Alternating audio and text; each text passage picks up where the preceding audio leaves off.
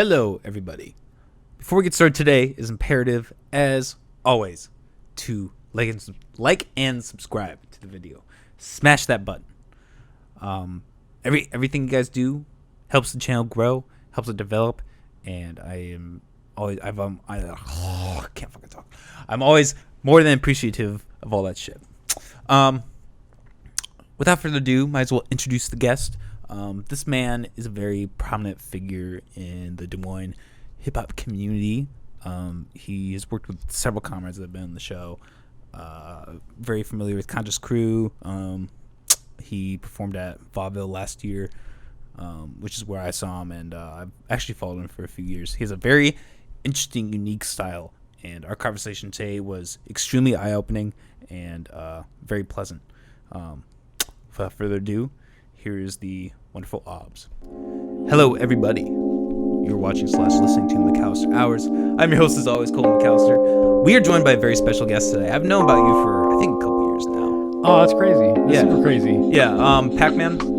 Oh, my homie. Yeah, that's my brother. I talked to him a lot, actually. I'm going to be seeing him tomorrow. Yeah. I'm going to see him tonight at the little show that I'm doing. Oh, cool. Yeah, that's my brother. Yeah. That's no, just like brother in... Jesus fucking Christ. Not in that. Not in Jesus fucking Christ. Maybe in some like cosmic universal way. Like I'd like that. But yeah. We're all brothers and sisters in a way. Right. Yeah, no. That's true. Yeah, that's my homie though. But yeah, I really like your style. You really do a lot. You're pretty prominent. I'm not sure if I saw you perform. Was it last year at the Vaudeville? Were you there? Yeah. Okay. Yeah. I did see you last year. That perform. Yeah. That was a sick show. Yeah, that show was fun with the conscious. That was the conscious movement. Yeah, those are my man. Like that was like, those are my homies. Like they're just super dope. Like just having like a group of like creatives like them, like who are like on this kind of safe, like as cliche as it sounds, like conscious wave. It's like super dope. So that show was like, this show was special as fuck to me. Yeah, super special. I loved it.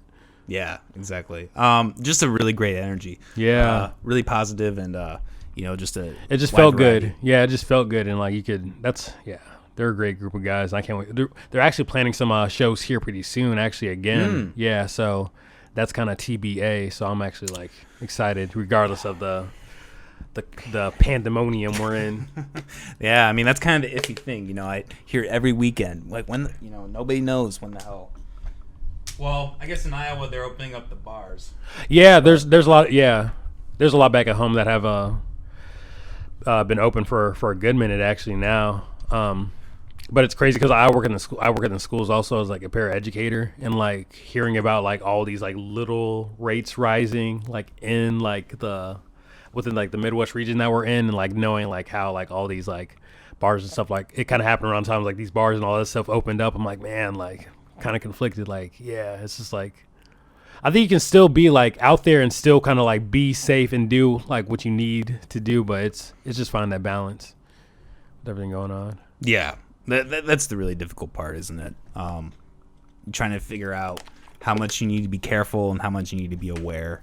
Yeah, it's a balancing game. Yeah, it's a balancing game. There's just so much uncertainty right now with it, where it's just nobody knows what to do. We're kind of just playing this guessing game of like, okay, what's the best way to do this? What's not? Yeah, exactly. Yeah. What's like some of your origin and background? You said you're from the Quad Cities, right? Yeah, I'm from the Quad Cities. Yeah, I grew up in Rock Island, Illinois. And been there for like a majority of my life, minus like maybe 2.5 years of college that I did outside the Quad Cities. But yeah, I'm originally from the Quad Cities. Graduated from there in like 2000. Graduated from the high school in Rock Island in 2010. Went to college and did like I won on a cross country and track scholarship, so I was a big runner in that as well.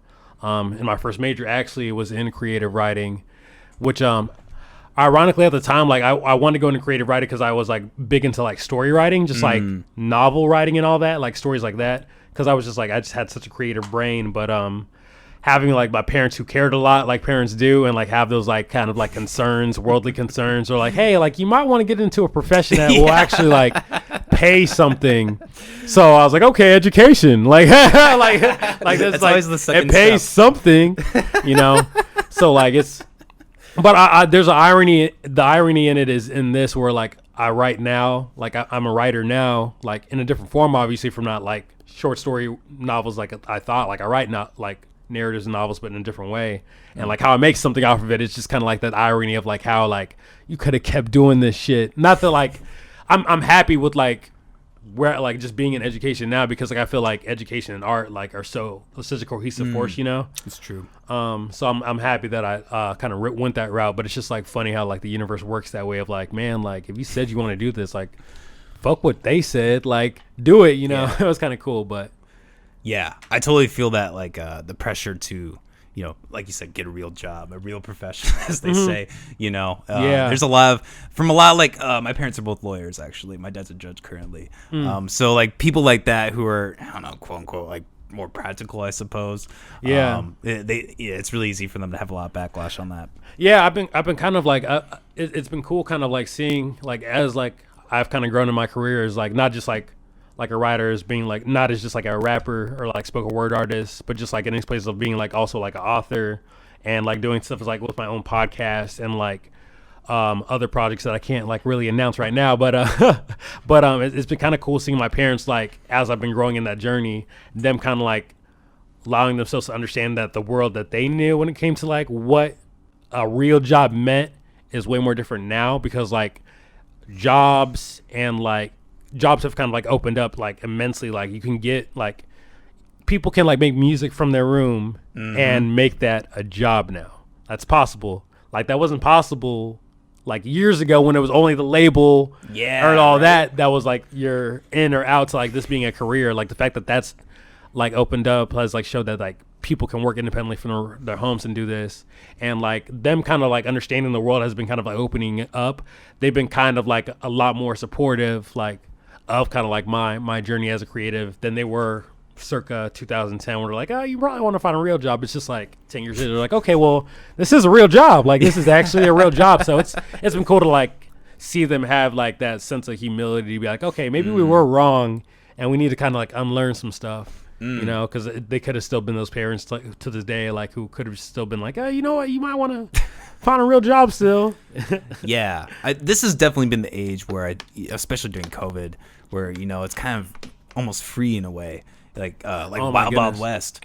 No, it's been great. Like even though like I'm back at working in the schools physically now, and have been for like last 6 weeks, the 6 months that we were out like doing this like quarantine thing, like it just like opened up the world of possibilities of just like it opened up my mind all the more to like how I can use creativity and like find it like how can if I'm creative here like as a poet and creative here with like words, where can I also apply that, and like being able to have this time of really just sitting with my creativity, being able to like make more, create more, plan more like ideas. Like it's been so good like creatively, and has kind of like been kind of this kind of like this force to like stretching myself creatively and like monetizing things outside the realm of what I'm like used to when it comes to rap, spoken word, writing books and all that. So that's been kind of cool, just having that time like in this pandemic to just like really sit with yourself and like really like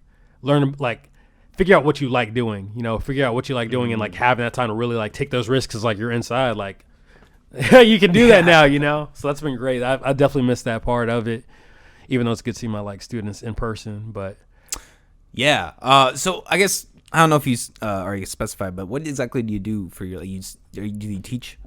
Yeah, I work as a para-educator with a BD school, like a BD program in the Quad Cities. I've worked with BD students for the last like 5 years, and like BD means like people with behavioral disorder, quote unquote. I don't like that term because it's just it's a label. I get that. Yeah, but it's like like kids who kind of come from like really unfortunate backgrounds, home backgrounds, like.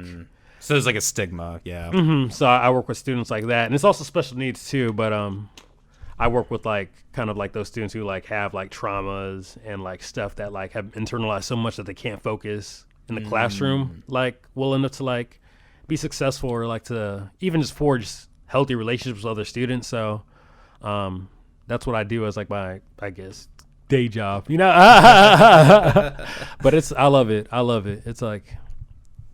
That's fulfilling. I think like you know, that's Shit, I mean, I don't even know if I'd be willing to do that. I mean, that takes a lot. Yeah, I mean, it's like for me, like, and like it's I don't want this to like sound like super like cliche or deep, but just like it's one of those things that's like really kind of like allowed me to kind of like take like kind of like face my ego in certain ways, honestly, because like when you work in those like environments, like you're gonna like be with the kids who say fuck you or do all this or like who will come at you with scissors or like will try to choke you like out. I've been choked out by a student before. And like being able to be in that space and like you have to, like being in that space, you have to really be mindful of yourself and like your anger levels, your irritability, and really manage that, because it's just like the moment you snap the wrong way, like you put that kid in a worse hole of trauma. So it's just like, man, like it's true. It's taught me to really just like take myself outside of myself, like, and it's been work and it's still work. Like I'm not like perfect at it.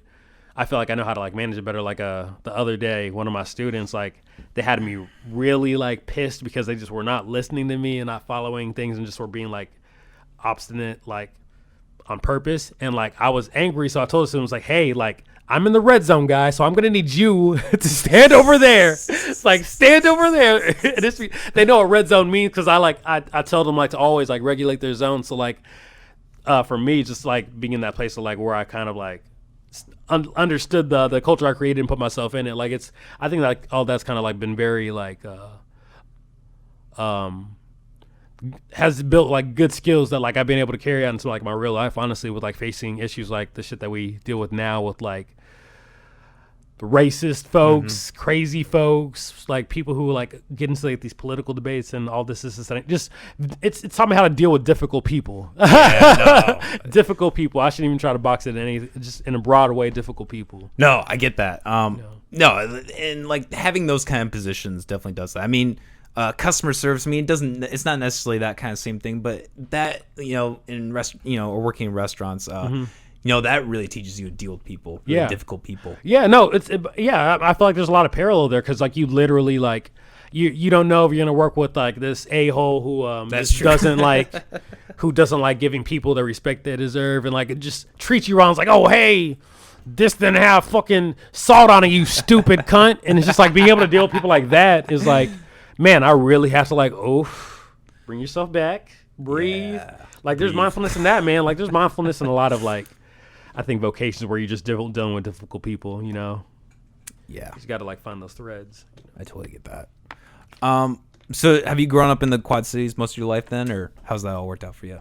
Yeah. I've been there like all my, like I said, like all my life, like minus like the couple years I went to college like outside of the Quad Cities, but I've been around it all my life. I definitely like see myself moving just because I think like everything's so familiar to a place where it's like weird.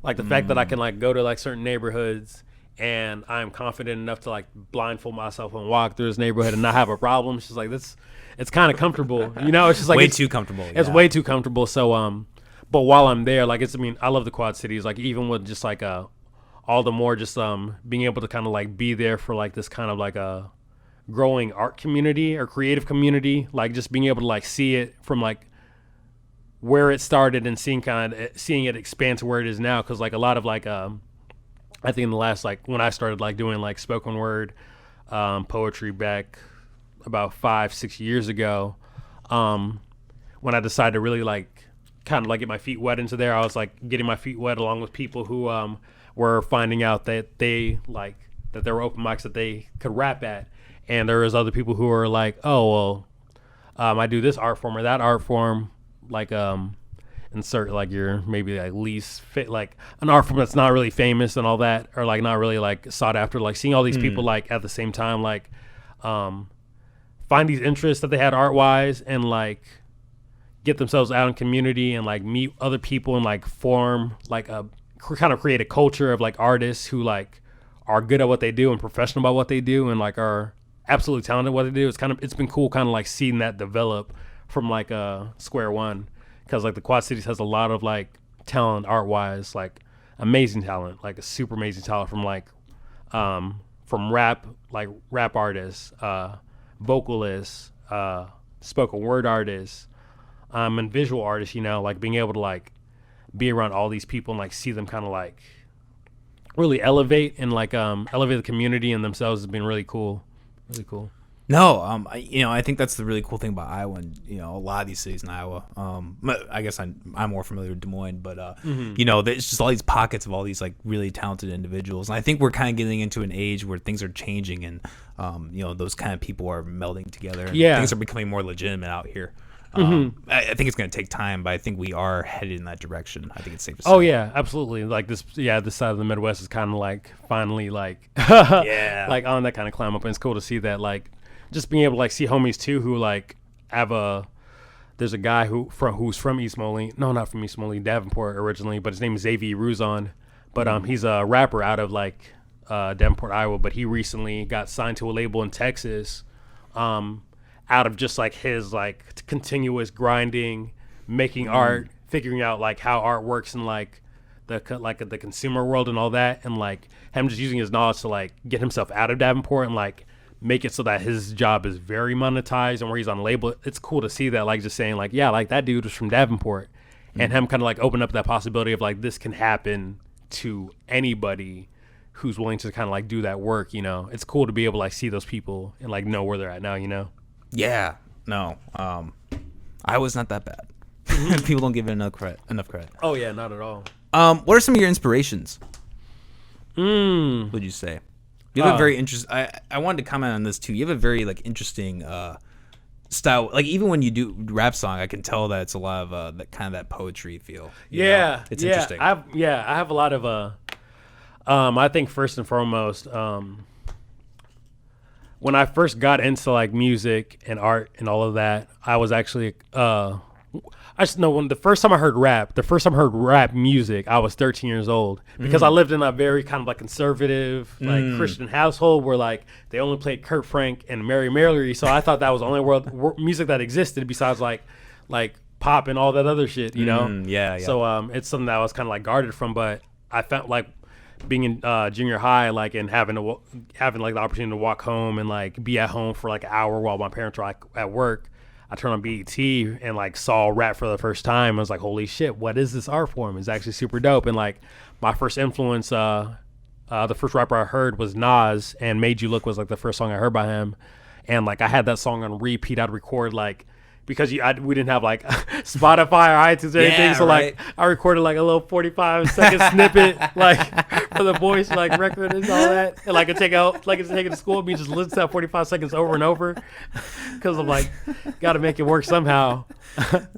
But like listening to like his music really kind of sparked that like interest to write in me. Like I didn't write music like rap because I didn't think that I had what was needed in rap, because like in junior high, elementary, junior high, I was always like called like white or this, any other, because of like how I held myself and all this. So I'm like, man, like, well, that means that like, because people call me white, I can't really do this because you have to be black, even though you are black. It's really weird, like identity crisis type thing. But I never really had that confidence. So like I always write poems, and I would always like write little stories and stuff like that. And like as I kind of like grew more interested in rap and music, like I had like inspirations like Lil Wayne, like who like when he was like really like, and like he still is a really dope writer, but he kind of had a legal issue for a while too. So I get what you're saying. He was more prominent in the late 2000s. Yeah. So like artists like that, like in my earlier days, like were influences then like Kanye West, Nas, and like Wayne. But like what influenced my style like now has been like artists like Propaganda, who's a spoken word artist and MC out of California, and he's just a very interesting thinker. And like the fact that he like does spoken word and rap and like can like create this like hybrid of like art, like that really like inspired me to like write the way that I do, and even like write and really like have the content that I do, like writing wise, when it comes to like spoken word or like music, like really talking about something that really provokes thought, because like Propaganda is a very thought provoking person. So he's definitely like my biggest influence. Besides that, people who are like a little bit more known, Kendrick Lamar, which hell yes, I think a lot of people who are like lyricists and writers and like creatives like will agree, like that dude is just different. Like it isn't just like his writing ability, but just like how he thinks about little subtle things he puts in music to just really like tell a big ass story and nobody really knows. Yeah, he uses a lot of symbolism. A lot. like it's just like I think like specifically his damn project, like just how like the concept of like his like internal battle with like good and evil, wickedness or weakness, like it was just such a deep project. And like just little things he did in that project to like really like piece that together, if you're really paying attention, it's just like, man, like he really thought about this. So like I think like he influenced me to kind of like really, really think about my art like in a very like 5D dimensional kind of way, like where like if I'm writing something, I'm already visualizing what it's going to look like. I'm already like visualizing what it's going to sound like. I'm also thinking about like what tones I want to use here, or if I want to raise the octave here to like have these different voices kind of talking to themselves like in this like certain piece, you know, like I'm really a big fan of that, because like creating art with layers like that, even though like the masses of people won't get it, people, because like I mean consumers for the most part, they just listen and are like, oh, like it's cool. It's those who like are really listening and like really wrestle with that and really like pick apart art like that, like are like ones to pick apart art, like those people like are the ones that I really like creating for, because like with that comes like with that kind of like picking apart work, a work of somebody. Let's say Kendrick Lamar's Pride song off his damn project. One of my favorite songs. Like as you're like, it's say if you're like just sitting there reading it and listening, it really kind of takes you on this journey that's not just like examining the words, but like thinking about like yourself in that like narrative of like, man, like what he's saying is like really true and it's speaking to me in this way. Why is it speaking to me in this way? And like it kind of takes a person like this thought-provoking, introspective kind of like journey. So I'm always a big fan of that. Creating art that does that, creating art that like really provokes somebody to think, and also has to be dope as well, you know, like Yep. It's like for me, that's my whole mantra is like make good art. And for me, like good art is like art that's authentic and art that's dope, because like you have to have both those like formulas for art. Like you can't have art that's authentic, i.e. button poetry, which is boring as hell. I do not like button poetry because it's just like what's the difference between like what's button poetry? Button poetry, it's very very white. I'll say it, it's very, very fucking white. And like I don't like it's kind of like if you listen to it, like every person who considers themselves like a button poet enthusiast, they all have like the same tone of like how they do poetry. My mother took me to the store to get candy, and like it's just like this. It all follows like this formula, like that. There's this unwritten formula like that everybody has to follow. And not only that, it's just like it's less about creating art that's dope, and like if it just has a message that resonates with that person's like biases or with their side or with their like label, like say like there's a perfect example. And I'm going to put this on blast. I'm going to put this spoken word slam poetry event on blast. But there's this slam poetry event I did in Iowa City, right? I think it was last year. And it was like a national one. Like, it was an international one where like the winner of the one in Iowa City would like record a video and like compete with people in like different countries and all that. So it was a pretty big deal. It was really cool. What was it? What was that? What was it called? I think it was the Iowa City Poetry Slam is what it was called. You want to look that up, Molly?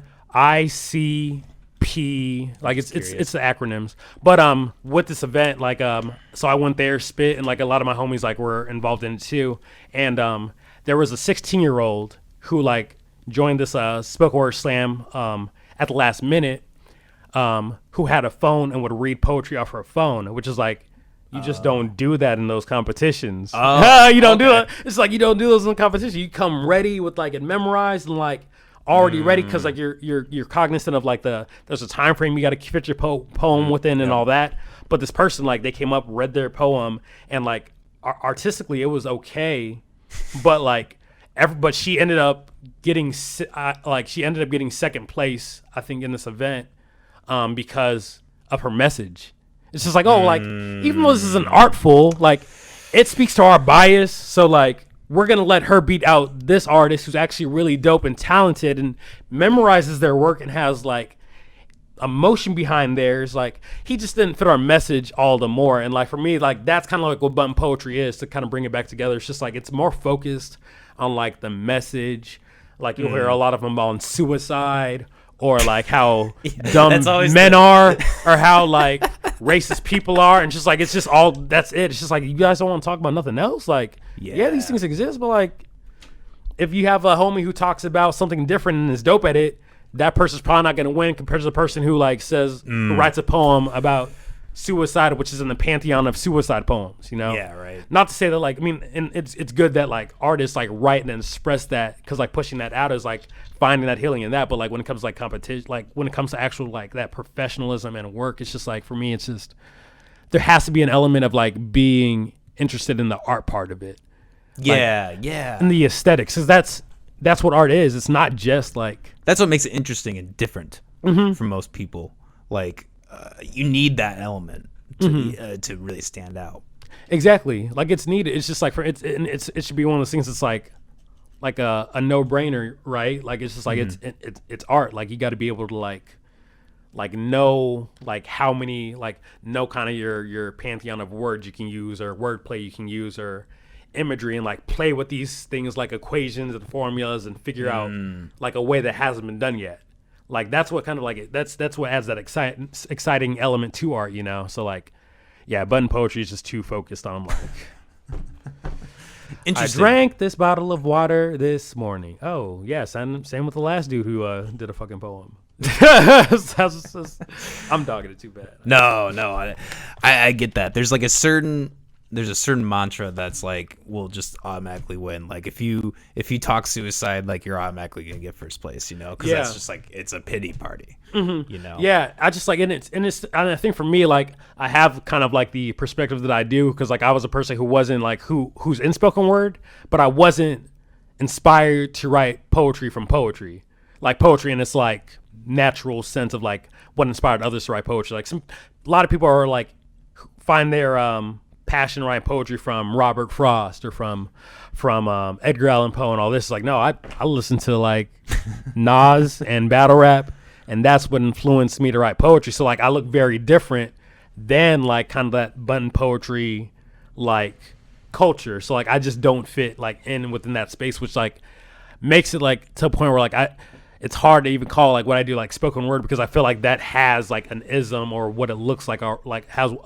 an image of what it looks like, and people think of that bum poetry thing. It's just like, it's not that though. Like, it's weird. It's like you said, like you've heard some of my work, so it's just like, it's very just different, you know?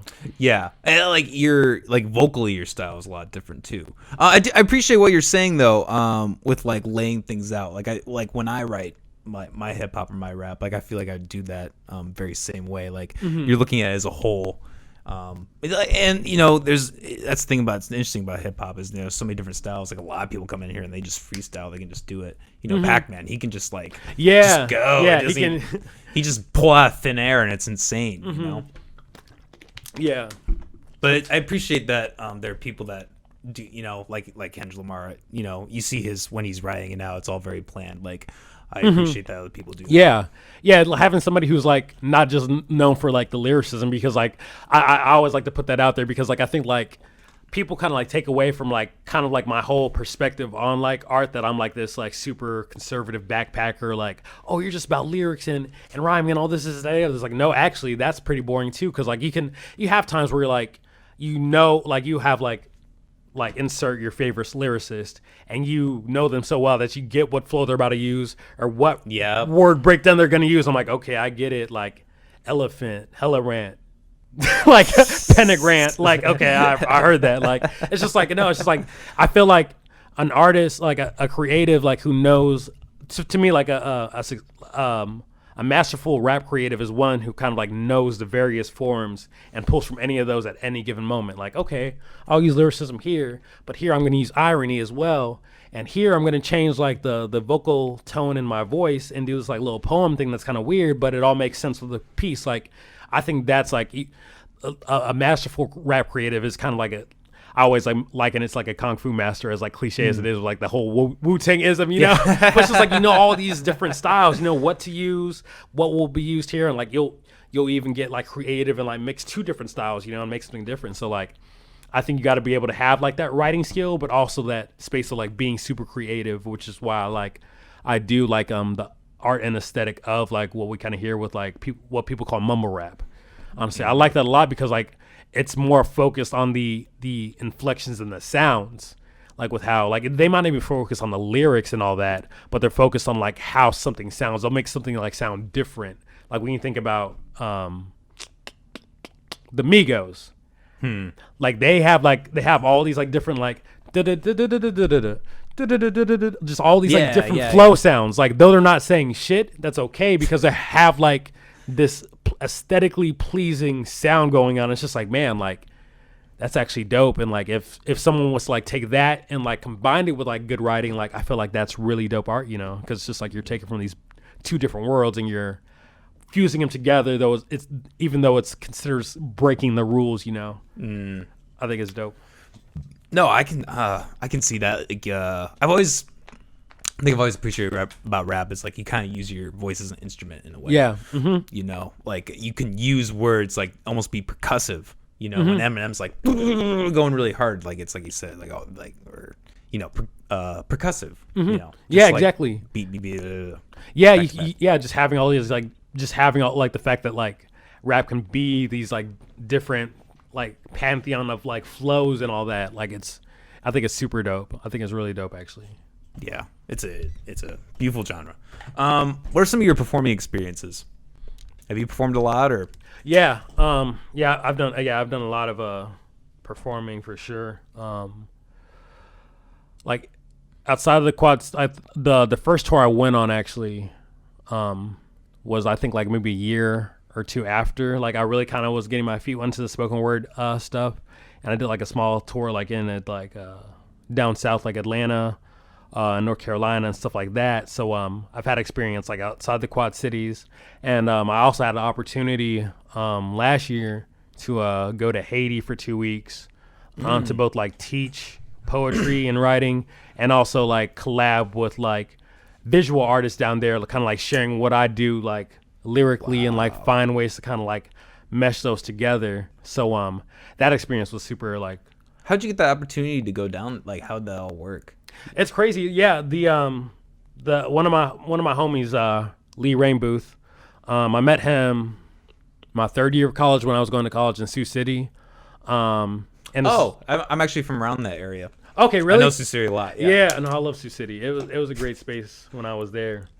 I always refer to it as Sewer City. City? That interstate will never be finished. I swear to fucking God. They were working on that when I was a kid, and I lived up in I do remember that, yeah. I was living up in South Dakota last year, and like we kind of were around there, and I would go through Sioux City, and it was just like, God damn it, they still haven't finished. Done? No, they're still working on it. That was like 2012, like when I was there. My goodness, God damn. When the housing market crashed, they just stopped construction on it, and then just like we're finally revitalizing, but you know, probably the economic crash we're gonna get is probably gonna be unfinished forever at this point. Yeah, right. They might as well just keep it. That's just a Sioux City staple. Like if they try to fix it, somebody's gonna like protest that. It's like, no, you guys kept it this long, damn it, keep it. Somebody's gonna be mad about that. Yeah, true. But that's where I met my homie at when I was going to school there, and like we kind of just stayed in connection.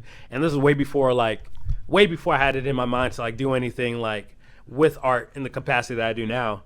But he kind of like continued to follow me and saw what I was doing art wise, and he booked me for an event to like raise money for this Haiti project 2 years ago. So I drove out to Nebraska where he lived at, and kind of like performed for his fundraiser. And then after that year, he gave me an opportunity to come down and like teach art for 2 weeks and work with some of the artists down there as well. So I raised money to kind of like go towards the art center that he worked at down there, and went down there in February, which was kind of dope because like I left on like an ice storm and like got into Haiti and was like, oh shit, like shit was crazy. Like it was kind of like just being able to like experience those two different climates within a like 488 hour span. Was like, holy crap, this is crazy. So that was kind of dope. But I met him like through school, and like we just kind of like stayed in connection, and the opportunity just opened up out of that just connection, and then him noticing like what I was doing art wise. So I guess like what was Haiti like for you then? It was dope. You know what? So before I left the U.S. to go there, I kind of told myself, which I'm proud of myself for at the time for doing this, but I told myself that like I would go there and kind of forget about everything that I've heard about Haiti as like an American, and go in there like, okay, like with a fresh set of eyes. With a fresh set of eyes, and like, and with that interest and curiosity and all that. So when I went there, like even though like for example, I had people who would like tell me like, oh, like you better be ready to like have your heart broken when you go to Haiti. Like there's all these poor babies here and fires and all this stuff. And like as true as that may be, I feel like that kind of comes from a very narrow assessment of a giant ass, like of a pretty like a place. Yeah, of a country. So I'm like, man, place, like I get that, but I'm not gonna like label these people as like needy or this is that and the other. I'm just gonna look at them as people, and like being able to go in there and that, I feel like I looked at a lot of like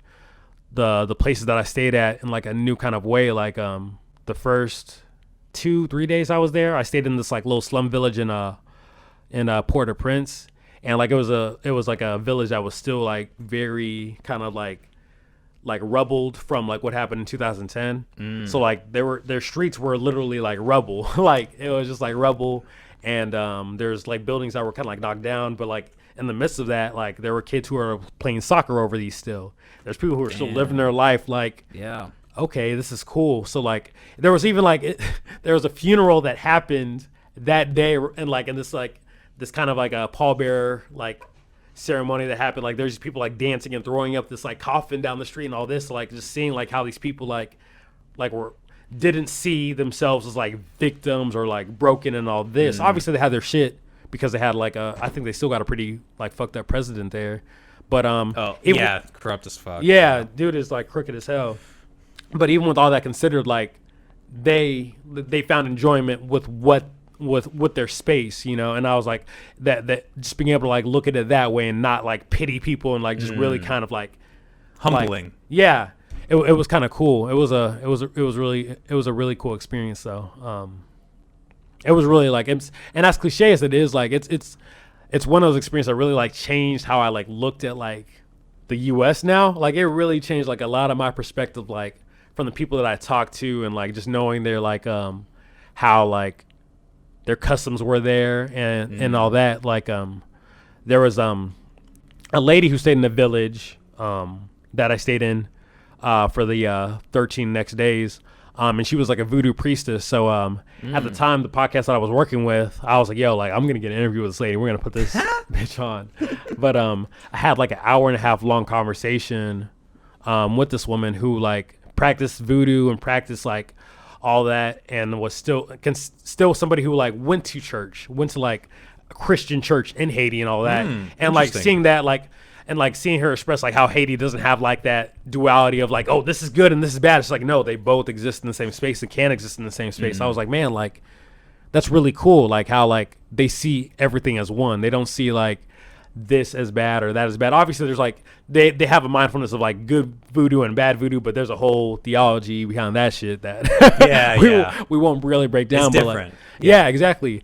Just seeing them like being able to be in a community of like, being able to like be a community where you have like this Christian pastor who may not practice voodoo still like be in the same space as like the person who practices voodoo and goes to their church, and like have them be in like a healthy, authentic community, not trying to like disprove the other or like have these stupid debates about who's right and who's wrong, but they're being able to like see it all as one and like stay together. And like that really changed my perspective of a lot of like the dualities we catch ourselves into, like politically mainly, like in like the US. It like really changed my perspective on that, and really like allowed me to kind of like break down, unlearn that whole duality of like even like left and right and all this that, the other, being able to say like, okay, like these are just people at the end of the day. Like they have like these differing ideas, but like they're all from like, if you get to the root of it, all comes from like the same source or same space. It just looks different in the journey of it, you know, and created these sides of like, oh, well, we're better than this side or we're better than that side, you know?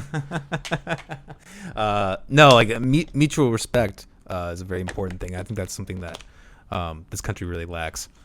And you know, that kind of also plays into like the whole you know, kind of a Buddhist mentality almost. Like just coexisting, co-living. No, seriously. Not even like a sense of like bad or good. Just like this is just like everything is needed in order to function in life. Yeah, it's all one. It's all one. I've really been the last like ever since I got back from Haiti, like I've been like doing a lot more like studying on things like voodoo and like also Buddhism and like mindfulness, the practice of mindfulness and all that. And for me, it's really kind of released this kind of like need that I used to have of just like being involved with like having a political side that I'm on, just so I could have these friends who like are on the same space of like believe in the same thing that I do, and like with that having boundaries on what I can and cannot say, so I don't make anybody in that group mad and get like get exiled or canceled and all this and any other. But I just being able to like unlearn that has kind of like taken away this neediness of like needing to like be on a team or like have like these very ego driven ideas, because like it's just like it's like I feel like if people really understood that a little bit more, and it's not like I'm like a guru on shit like that, so I don't want that to come off as that or anything, because I'm just giving my perspective on stuff. But like if we understood that like all is one kind of like ism, I think a lot like we'd have less of a neediness, less of an ego to like get into these arguments that you see on like Facebook, or like when you see, or even with people like you see like kind of like Steve Crowder, who like does these things of like wanting to argue for no reason, really, like for no reason, like but yourself. It's just like there's such an ego and like neediness to that, and like it's exhausting. Yeah. It's super. I will exhausting. agree with that, definitely. He's out there. Yeah, he's interesting. It's just like it's for me. It's just like it doesn't do anything in the end of the day. Like all it does is like kind of like makes yourself feel good about yourself, and your followers make themselves feel good about, yeah, we're on the right team because they made this point, until this person makes that point, and their people are like, oh yeah, they made a point to beat out their point, and like it's just this fucking tiring ass fucking game of like let's disprove each other. It's so easy to get like lost in that, especially with social media and like how, you know, it's literally designed to give you that dopamine rush. Like it's almost like Facebook is designed to make you angry. You know what I mean? It's just designed to like give you this shocking thing happened and this horrible thing happened, and like at the end of the day you're like, oh my god, the world fucking is a shithole. And it's just like it desensitizes you. Like it really like dehumanizes. It kind of makes you dehumanize yourself and just dehumanize the other person, because like the thing about it is like when you kind of see everything with like the shootings, for example, that have happened forever, you know, like of just like police brutality and all that. The fact that like a shooting will happen, somebody will get murdered, and people jump to this place automatically of like, okay, who's right, who's wrong, who's right, is just like a human just fucking died.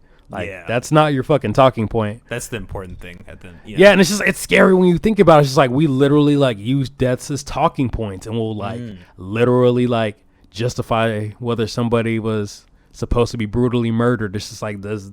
It's weird. Like it's super weird when you think about it. When you take yourself out of it and you think about it, it's just like, man, like it's like you really have to dehumanize somebody so much to the point where you're like, point that I want to make, they're not really a human.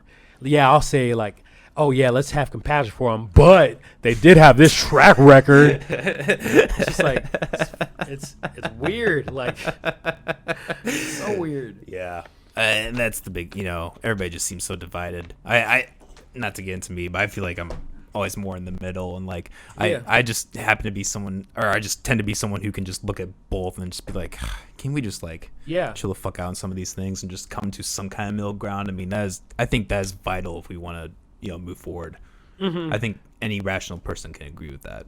Yeah, exactly. It's kind of like anything that is an extreme like idea of like this is completely right, so that means that's wrong, and doesn't even consider that, like that's a pretty dangerous, like that's a very dangerous mindset. Like you think that everything you think is completely right and that nothing is wrong.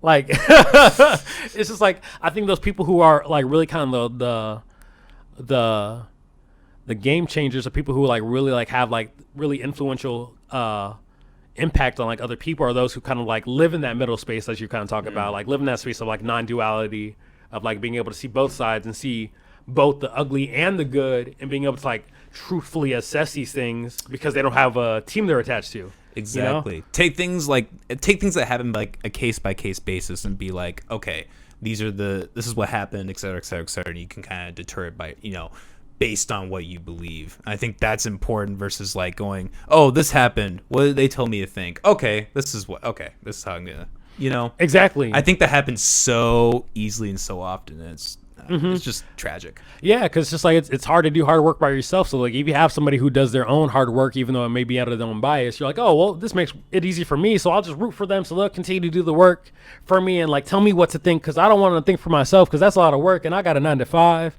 and I'm fucking depressed and stressed most of the time, so I don't want to deal with that. It's just like it's That's true too. It's just like it's hard work, like being able to like take yourself out of yourself, like. Because when you take away that ego, like you're working from a blank canvas. It's just like, damn, I got to paint this fucking picture myself. Like, shit. Yeah. Well, and, it's really like being, like I said, I don't know. I just lost my train of thought. Weird day, man. Oh, you're good. What about your podcast? You do the Black Thoughts podcast. Tell me a little bit about that. Yeah. So the Black Thoughts podcast is been a podcast that I've been hosting for the last like 2 years. And my manager and the guy who like I do a lot of video work with, we had a conversation for a year like before we really like decided to take on like the Black Thoughts podcast. But we wanted to create a podcast that was facilitating honest conversations and in a way that's really kind of like digs into like the the deeper meaning behind stuff. Like for example, like in black communities, like when it comes to the topic of like religion, all you're given is Baptist and Kojic, or you're just going to hell. That's it. Like you don't know about black agnostics, you don't know about black Buddhists, you don't know about black Zen Buddhists, because like it's just like when you're black, it's just like that doesn't exist. Like we're only Jesus, baby.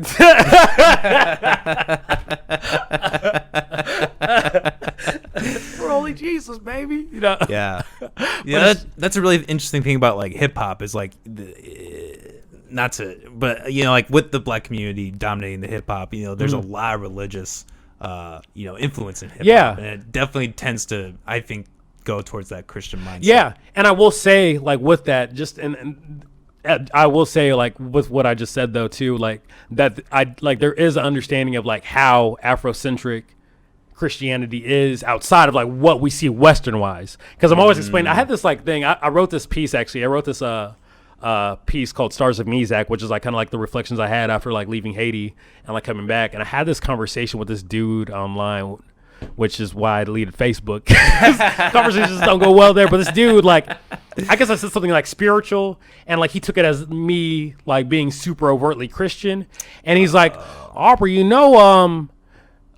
Christian slave owner, slave owners were Christian, right? And like kind of having that very like smug, like, bitch, don't ever, like, you know what you were doing. Like, this is like, don't ask like a dumbass question and like be like, you do know this, right? This is like, that's just where you can slap the fuck up. Yeah. Like, they just like pull a point out of nowhere. Yeah, but that thing, that thing that he like was kind of pointing at is a very universal idea of like how when people think Christianity, they only think the white version. They only think like the stories of like slave masters, evangelicalism, all this dogmatic crap that we have now, but they do not know what existed before that. Like, because again, like the Bible came out of fucking Egypt, didn't come out of fucking Utah. Like, this is like, so it was like, it's black as hell. It's like, why not know about like the black narrative and all that? And like, I say that all to say that like, that kind of like, I understand that kind of like theme of like, and I appreciate the fuck out of that theme of like how like rap has like, there's, I don't like, if you pick one, you can pick one rapper. I bet you, like any one rapper you think of, they probably have some religious tone in their song because of that, just being the culture of just being that cloth that they're cut from. So like, I always have to explain that's like homies who are like always like, oh man, like they believe in that Christian shit. Is like, Rose, that no, like we got to make that divide there. You got to understand, but No, I totally get that. There's definitely a difference between. Well, it's all interrelated, but there's like a culture and a religion. They're like separate entities. Yeah, exactly. And like culture can be influenced by religion. You can have certain things in your culture that kind of reflect that. But like there are people who participate in the culture who don't participate in the religion. Exactly. Jews are a really good example. Exactly. So like, it's like with all that said, like it's even like with that understanding that I have about like Christianity from the black perspective and story, it's always good to have expose people to like all the thoughts though, like everything that's like black, because like the Christian church wasn't the only thing that existed like in Africa. Like there was again like voodooism, there was like people who are like who's practiced monasticism and like were desert fathers and desert mothers who had like some Christian theology type stuff, but like were a lot more like free form Eastern religion type like thinking people. So like, but people don't know that. And like if people like, for me, like when I found that out and I was like, oh shit, like there's a bigger world of spirituality that is like black culture. Like it made me feel a lot more comfortable engaging with that spirituality and that practice and the like that theology, you know, because I'm like, okay, like well, people of color have been here. So like for me, like knowing how those conversations, like how like those kind of like ventures influence me, like we created this Black Thoughts podcast, like give people also that opportunity to like see like outside the spaces that they're put in, because like not everybody's gonna have like the opportunities that I have had, or the same opportunity somebody else has had to like leave like a country or leave a certain space that had like a certain conditioned thought. So like I think with that it's kind of like an opportunity to be able to like take what I found out and like even find homies who know different stuff that I don't even know about, who are like black Zen Buddhists or like black atheists, and like have them come on and like talk about like their ism and how they got to where they are and like how they like face those hardships of like being. I had one of my homies who was on it, one of my good homies, Brandy Donaldson, who considers herself like Christian, but is also part of the LGBTQ community. And like, for me, I'm like, yo, that's dope. Like, talk to people like how you hold that duality, because like in black church, it's just like, no, like homosexuality is a no. But like for her being somebody who's like this entity of like, oh, actually I'm gay and Christian. It's just like, it gives people like who are on that space of like having a lot of like identity crises of like, oh, well, like even though I want to believe in this, I can't because I'm gay. Like when they see somebody who like is on this podcast who is that like unique, beautiful hybrid of like they're this and that, they're like, wow, I can be that because that person was that, you know. So like we wanted the Black Thoughts podcast to like facilitate like thought provoking conversations, but also like having it be like this permission granted to the listener to like be different, be what they want to be, you know. So that open-ended kind of, I mean I think we try to facilitate that here too, but like I really do appreciate that you as a podcaster doing that, because I think it's, you know, for everyone, I think it's really easy to put people in these boxes, and we need platforms that can you know, not, you know, expand on other things. Yeah, I think just me being like, again, like an educator and working in the schools, I think that's where I get a lot of my like how I kind of think about that, because I'm always thinking about like I'm working 8 hours a day, like helping these students like find their best selves. Like how can I like continue to create that like so I'm like with that being kind of like my thing that I'm always in. I think out of just being a product of my environment, I also create art that also does that, you know. So I'm always thinking about that, like from like when it comes to like podcasts and all that, because like the more opportunities like you kind of open up for people to like be able to like know that they can like be different. Like it makes all the more better of people like being able to like get on that, like what we were talking about earlier, just beginning in that space of like kind of leaving that like that silly aspect of your ego, or like that silly boundary or gatekeeping that like you like keep you bound by this like one way to think or one way to act or one way to behave. There's power when somebody comes and like breaks that down. It's just like you can do whatever you want. Like it's kind of like when there are like videos of like white people yelling at black people and calling them white supremacists because they don't agree with them. It's like, are you retarded? Oh my! Are you an idiot? Like that's the duality thing though. It's just like we don't like. I don't even see your color. I just see an idea, and it really is a thing where people like literally like just do not see the color. It's just a funny story I actually had with that. I only thought about this because I was just looking at this. I'm working on a book right now, my one of my next poetry books. But there's one piece that I wrote last year out of this conversation I had with this white woman who like works at who I work with and all this, and like they're like we're having this conversation, like I forgot what it was about. It was getting really heated for her, like on her end. I was just like, well, it's whatever. Like I'm just saying stuff.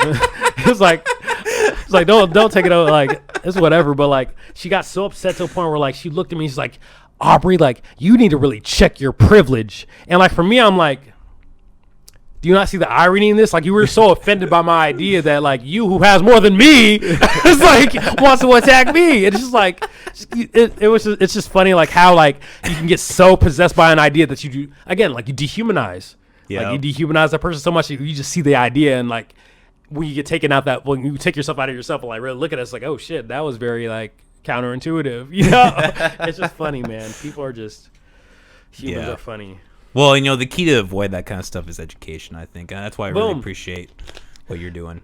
Yeah, man, I love it. Yeah, I love it. It's one of those things that like I really like am in that space of just like I really believe. I was telling a homie the other day that when I was in kindergarten, when they have you do those like little things of like what do you want to be when you grow up and all that. Yeah. When I was in kindergarten, like my mom still has the book somewhere in her attic. In the book, like what I wrote out, what I wanted to be was like a teacher. So from there, like I'm like with that considered, like I'm really like I'm pretty like I'm confident that like being an educator is something that the universe has always like had there and kind of showed me when I was a kid and said like, and it's kind of a testament of like when you're like given something like by the universe, like it doesn't matter what the fuck somebody says that you're not gonna do or are gonna do instead. It's just like you got to trust that gut, so it's kind of it's cool to be able to like see that. But education is definitely one of my I'm definitely like confident that I'm supposed to like be there. Yeah, well, talking about confidence, like that's kind of what you got to be as a podcaster too. You got to be willing to have people different ideas, and if their idea is a little, you got to be able to kind of, maybe debate that a little bit. Yeah, and just even being able to accept that you can learn something from it, even if it's not. And again, like the only way to do that is like to take your ego out. But like for me, like I'm always like every like podcast, every guest I have on, like I'm always eager to learn from them. Like it can be like my homie, like with our Black Thoughts podcast. I had one of my good homies, Krilo, who's an amazing artist too. He's on our segment for the Black Church segment where we talk about religion. He's an atheist, and like for me talking to him, I was like, man, like I can learn a lot about just like his unlearning process and what I can like take from that in my unlearning process as I like unlearn toxic things that I've learned about religion or just anything. So like you got to be able to like know that like no matter if the person like agrees with what you agrees with something that you don't agree with, is like pro that and you're anti that, it's just like you can still learn something from this person. Like it's the moment when you said that you know more than that person. It's just like, yeah, well, you're gonna fuck up somewhere down the road, and I ain't even met. There's always somebody better, more smarter, with more experience. There's always a always a higher. Yeah, it's like a continually growing ceiling. Yeah, like it's always when somebody has this idea, there's gonna be somebody who adds this one little detail that makes it that, and somebody who does that. It's just like, so you got to be able to just like be okay with that roof always growing. Yeah. So what's your process of like finding guests or like setting up your show, that kind of stuff? What all goes into that for you? We actually still it's funny that you say that because like as I was telling you off of this, we've kind of been taking like a break with doing a lot of recording with the Black Thoughts podcast because we want to get that figured out more, along with like getting an actual team and all that, because we kind of just reached out when we first started. We just kind of like reached out to anybody that we could, which is still like a strategy we still want to like go by. But as we kind of like grow and like have a team, we want to be able to be like very what's the word for it? Very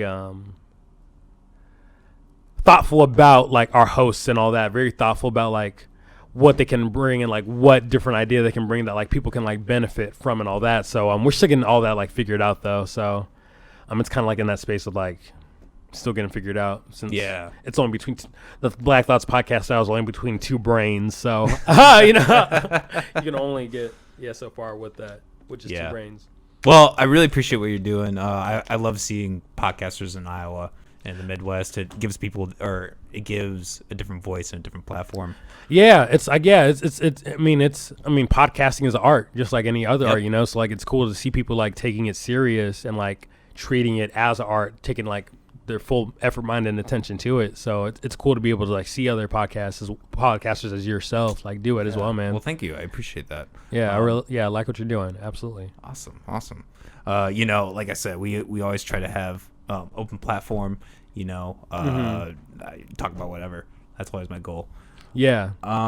What do you think about? We were kind of talking about this earlier. That this fucking Cuties film. Yeah. This shit's I don't know. We haven't really talked about it since the last pod. A lot of stuff has happened this week. Like I said, I got rid of Spotify and Netflix in the same week. Yeah. Just like the Cuties thing. That senator died. What was that last night? Yeah. Yeah. You know what? It's RBG. Like that was her.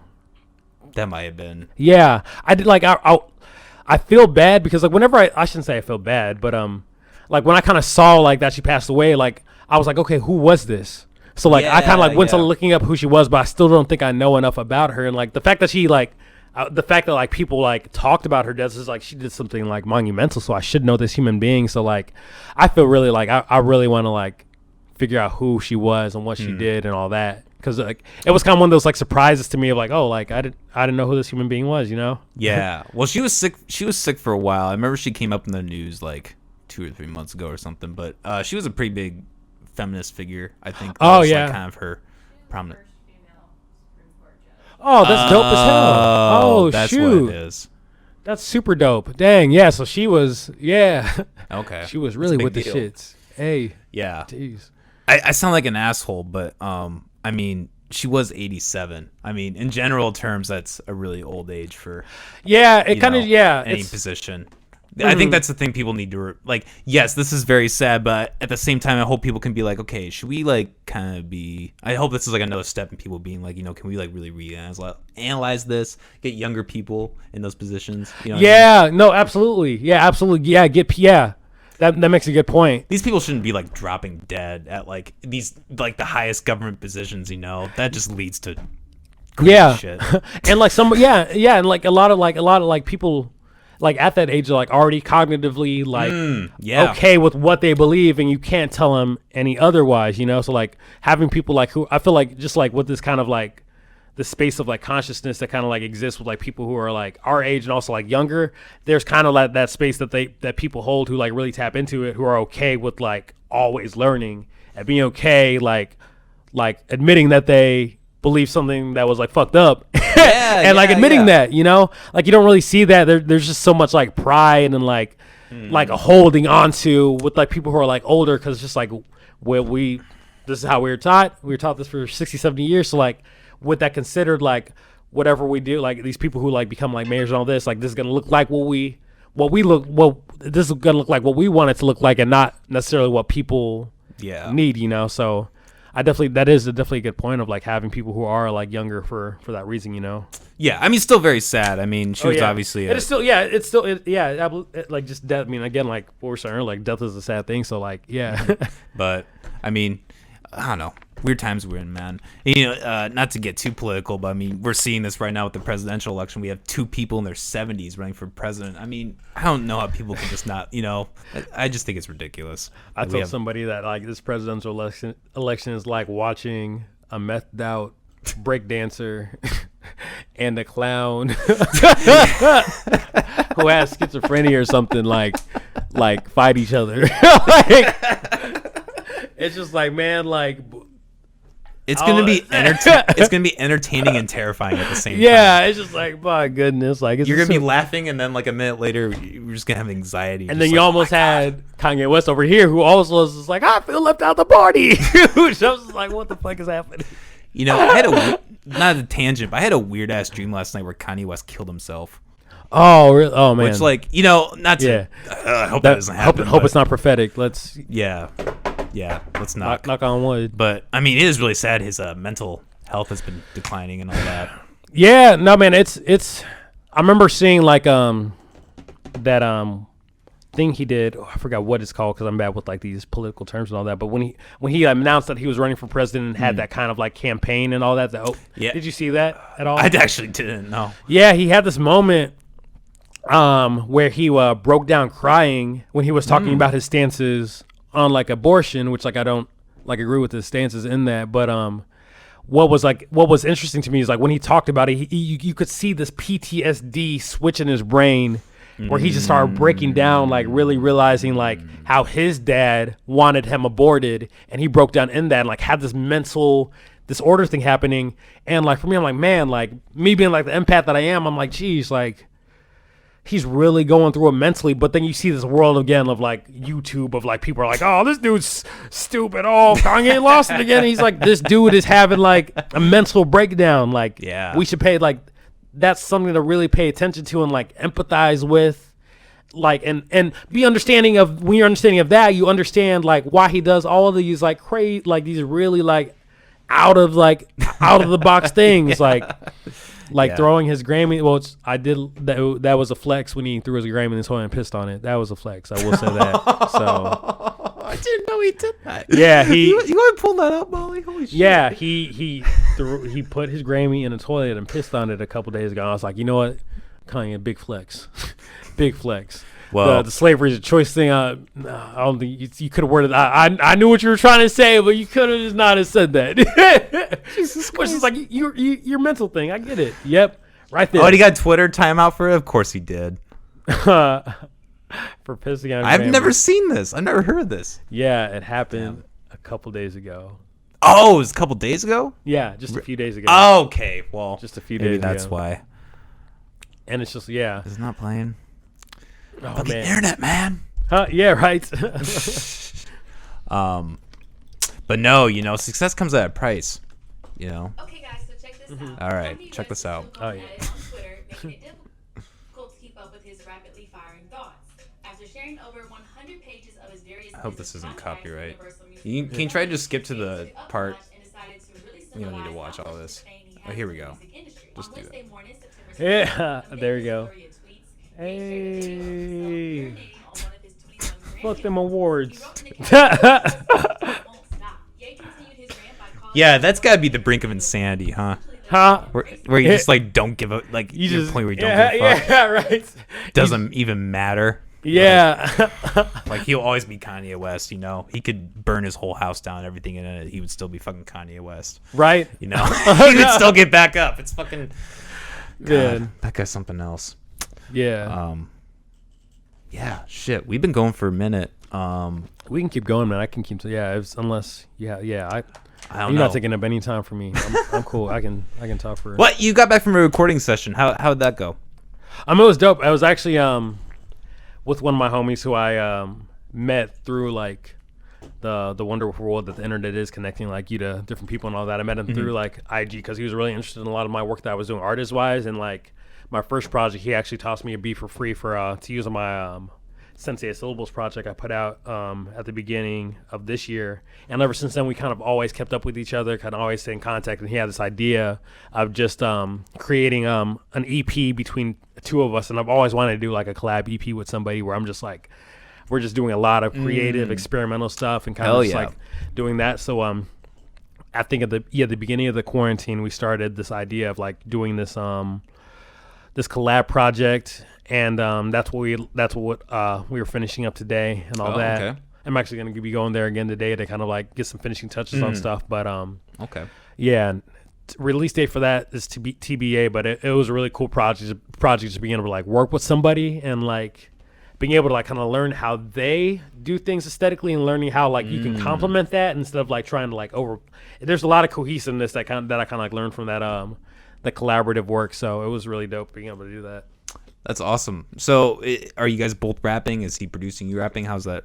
Yeah. I mean, he does all the he did about 90% of the production, like beat wise, and he raps as well. So like he'll produce the beat, he'll be rapping, and I'll be doing either spoken word or rap or anything of that sort.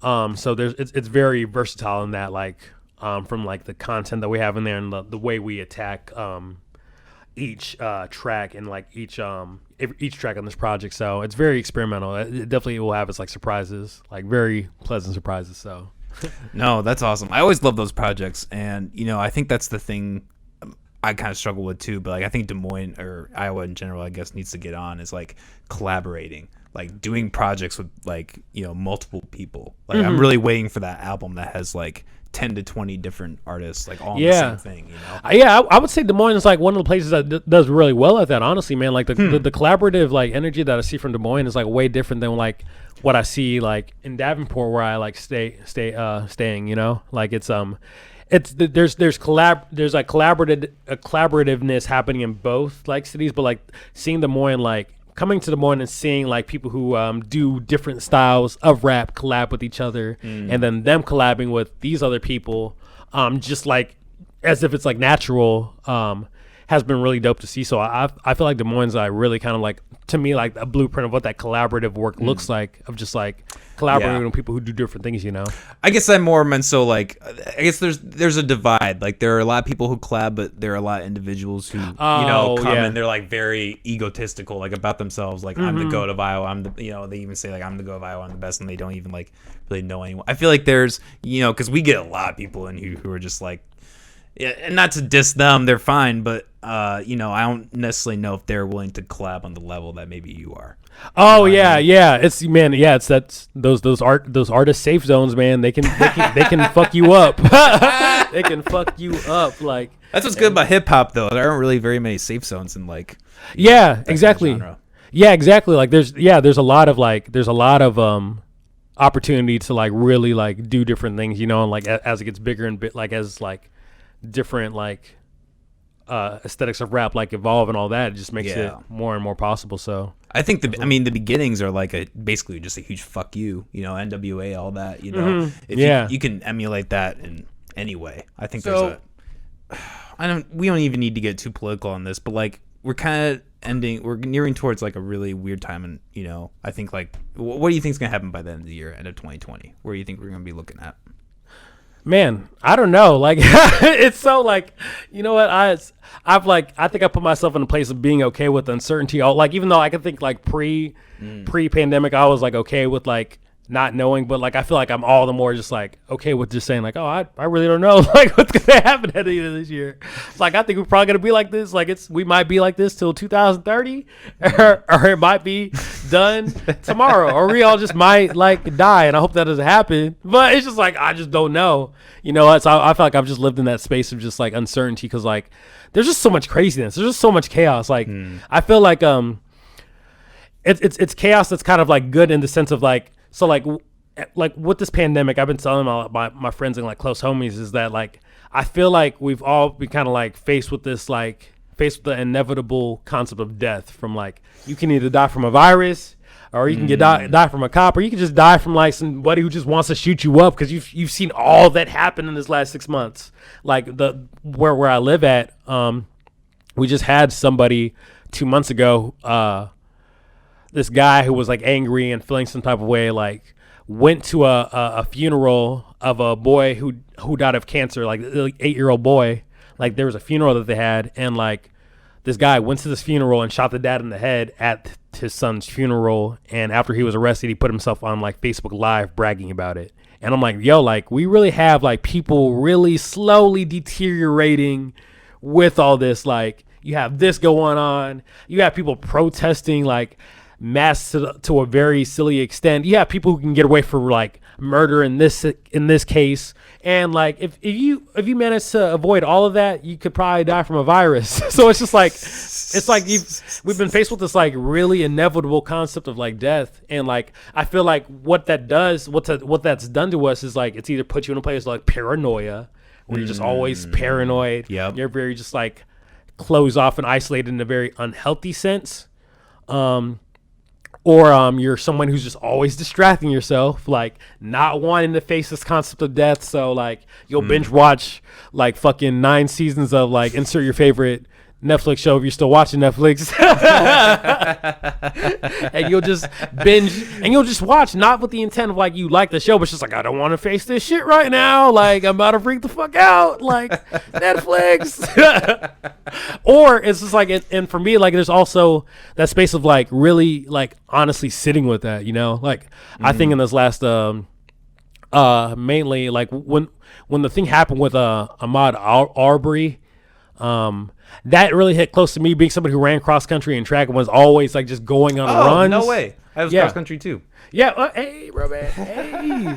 Yeah, but I ran all from junior high throughout college. So like for 13 years, like I ran outside, like in very remote places, and that could have been me. So like that cut really deep. And then I feel like the thing with George Floyd like really threw me into this really dark, disgusting yet like necessary liminal space of like just being very like cynical of everything around me, pessimistic, and really facing this idea that like, oh shit, like I could literally like die, like like I could literally die going on a jog down the street, or I could literally die just by like doing, just being in the wrong place at the wrong time with the wrong dude. Yeah, you know? yeah. And it's just like, for me, it kind of put me in the space of like really sitting with those ideas. And like, I hate using the word sitting, but just for lack of for this, just like, because I feel like sitting, people think of just like you're calming it all. I was like, no, like I was in that bitch shaking, scared, like in my mind, just like contemplating things like in very dark ways, but like being able to really sit with that and not distract myself from it, it really made me kind of like it really made me all the more like learn mindfulness all the more, or learn meditation all the more, or learn like and practice these things of like Buddhism and things I learned from voodoo, and like really put those things into practice to like keep myself in a very centered, to keep myself finding order in the chaos, you know, being able to keep myself in that like being still even when everything is falling the fuck apart, you know. No, I really appreciate that. I think that's you know, that kind of when the whole coronavirus started, like I've always had kind of this view on death. You know, you can look at this coronavirus and you can, you know, make it the worst thing in the world, but you know, there's so many things in our reality that can just take us like that. And I've always kind of had the mindset, you know, you can I can wear a mask at the grocery store and be polite, but beyond that, I'm not gonna like lose my fucking shit over a virus. I mean, just with so many different things going on. I mean, if you live in that, I mean, and for people I know who do live in that, I just feel so sorry for them. Yeah. It's a prison. Like that's a prison. Like I said, like it's like a prison of just paranoia where you just literally just like, you're scared about the most irrational things, you know, like you just allow fear to like put you in all these places where like, if you're around somebody who has their mask out for a second outside, you're like, oh my gosh, put your mask on, I could die right now. It's just like, yeah. Well, like the snitches get rewards. Oh my gosh. Snitches get rewards. That's like, it has to be. Did you hear, like, they got like so much fucking, like the department like put out this hotline and like the email and everything, and people just like spammed them, like just crap, dick pics and like. Wait. Snitches get. Have you ever heard of that? Snitches no. Get rewards? No, that was a real thing in New York. Yeah. In New York and California, they put up a thing where if you could snitch on people not wearing their mask and not like staying in and taking COVID precautions, and they actually fined a couple people. Some couple got fined like $1,600 each for going on a vacation in New York. What? Yeah, you want to pull that up, Molly? That is insane. Are you serious? Yeah. And there's a clip of like I think I could be wrong, but I think it's the New York mayor saying snitches get rewards. Well, oh, okay, L.A. Snitches get rewards. That name is just fucking. We need to make sure that everybody continues to let us know where those folks are. If you've observed recurring violations of the Safer at Home order, please continue to let us know at coronavirus.lacity.org/business-violation. You know the old expression about snitches? Well, in this case, snitches get rewards. We want to thank you. Get your ass beat around here. So I get fucked up. That's your reward. Yeah, but some people are real fucks with that. Some people got screwed for like choosing not to wear a mask. That is just Which I mean, okay, you can argue whether that's good or bad. But I mean, should that person's like livelihood be affected by that? Like, should there find like $1,600 just like in a time where like that person probably isn't working right now, and they're like, oh fuck, $1,600, I'm not working right now, I'm not getting paid. Oh crap, that's like all in my bank account. It's just, that's kind of extra. It just goes to show the man doesn't give a fuck. Those people, they do not care. No, they do not give a shit. Yeah, that's crazy. I did not know that was a thing. Snitches get rewards. Someone needs to make a parody of that or something. It's like, snitches get rewards. This is the reward level. Level 1, you get punched in the throat. Like a Dave Chappelle skit or something. Level 2, you're getting body slammed. 3, we might have Bruce Lee come and kick you in the chest. It's like, snitches get rewards. Well, you love them though. Yeah. I'm glad that Iowa's not gotten that bad. Oh yeah, no, Iowa's just been doing their thing. Yeah, pretty much. And people have good or bad things to say about that, but yeah, it's interesting. They finally put. Well, I mean, everybody knows that probably. They finally put the mandate up. That's going to come up tomorrow, right? I think September 20th. The bar closure. I guess I don't know if they're doing any of that in Davenport, but here in Des Moines, yeah, I haven't heard. Like 6 counties put a mask mandate, and some bars and restaurants got closed. Oh shit! Reclosed. So, yeah, crazy economic times. Like at my job at work, I'm a cleaner, and we're kind of losing work with all that. Yeah. It's just times are rough, and podcasting I hope helps people through that, and that's we're both doing that. No, seriously. I mean, it gets like just having like again, it gives people something to like really sit with and like really kind of like think about. Like I've been binging the heck out of Duncan Trussell like Family Hour podcast. Ah, hell yeah, he's the shit. Yeah, that's the homie, man. That's the big homie. But like just being able to like sit with just sit with the episodes that he has. Like I think it's allowed me to really like be like okay, like we're surrounded by death. Okay, whatever. Like it's okay. Like he's a wild dude. He's not. Yeah, he is dope, man. That is a dope human being. Have you heard Mr. Robot?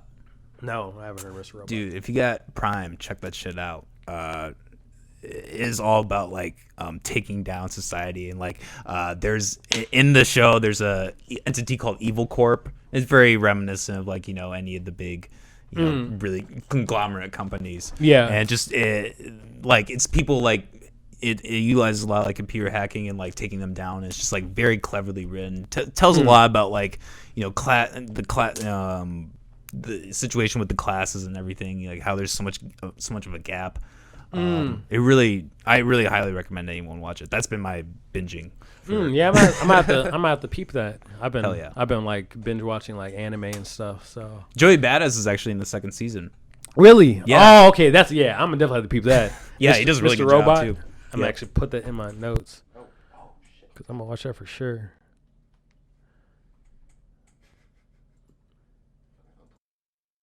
Are we back? All right. Jesus fucking Christ. Well, that might be a might be a sign. We're actually Molly's gonna be meeting my parents for the first time tonight, so we gotta wrap this up here. Oh yeah, no, definitely. But hey, this has been a really great episode. Yeah, this is dope, man. It's really dope. It's just what I expected, It's super dope. Yeah, open forum and all that. Yeah. Everyone, please follow this guy. Follow his music, Aubs. Yeah. Follow his podcast, the Black Thoughts Podcast. Yep. If you follow like my IG page, Poetic Aubs, POETICAUBS. I'm pretty good at like getting people all that information like the podcast and word about music, so they don't have to like really like search for it themselves. So follow the podcast. Follow my IG, and I'll definitely send you all that information. Okay. Yeah, we'll put that on the description too. Oh yeah, that's love. I appreciate that. Yeah. All right, guys. This has been the McAllister Hours as always. Hey. Great episode. Good time. Yeah. Stay tuned next week. Shit, I cannot pronounce his name. Versafary, I think his name. I feel really shitty not pronouncing it, but he's gonna be on the podcast next week, and he's a local rapper. He's actually from Africa initially, like he grew up there and all that. So hopefully we can get into that, kind of get some of that background, and it can be a really interesting episode, interesting characters. So. All right, it's been a pleasure, man. Yeah, appreciate it again, man. If you ever need a guest when you guys are up and running, feel free to let me know. Yeah, no, I remember. Yeah, somebody on our team said that. Yeah, that you reached out and that. So yeah, we'll definitely do that. Actually, awesome, most definitely. Awesome. All right, hope you all been chilling, having a good night. Yeah, peace out. Peace. Thank you, everybody, for listening to today's episode. A wonderful episode of Aubs. Like I said, stay tuned next week. We're gonna have Versafary. I think that's his name. It's spelled a little weird, so I'm not exactly sure the pronunciation. But he does some really good shit.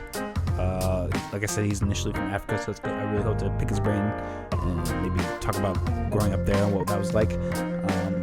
And yeah, thanks again to everyone who's been hanging out, listening, all that. You guys mean the world to me, and I really appreciate it. All right, peace out. Everybody have a good night.